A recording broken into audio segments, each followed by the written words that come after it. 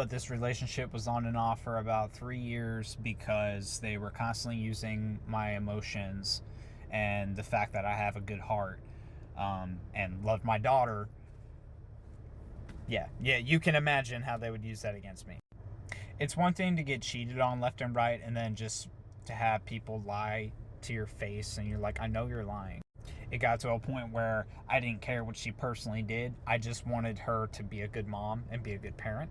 And again, I will spare you all the details, but I will give a couple examples real quick. This person would put makeup on and make it look like they had a black eye and go into Walmart. Just let that roll in your head for a bit.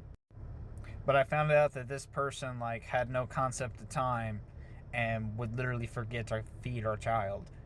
I would be gone for 8 to 10 hours and she wouldn't have been fed. And every time I tried to get this person help, everything always became my fault. We used to have really bad fights and arguments that would last, hours on end sometimes. And the police would get called and things like that. So that was very normal for a good chunk of my life.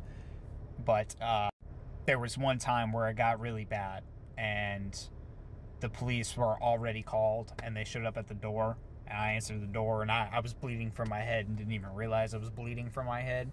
And so there's actual evidence for some of these things. Again, I'm not going into details.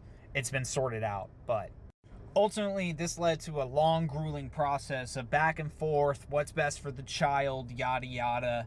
My kid is absolutely worth fighting through all of this. I love my kid, but I have literally had to gone through different levels of hell, to get her into safe environments around good people, and things like that.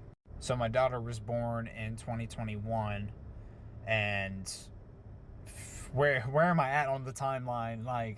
Somewhere between 22 and 23 at this point. And I had went through, I think, 2 different cars, because the car I was living out of, that started breaking down around the time that I had met my ex-wife now.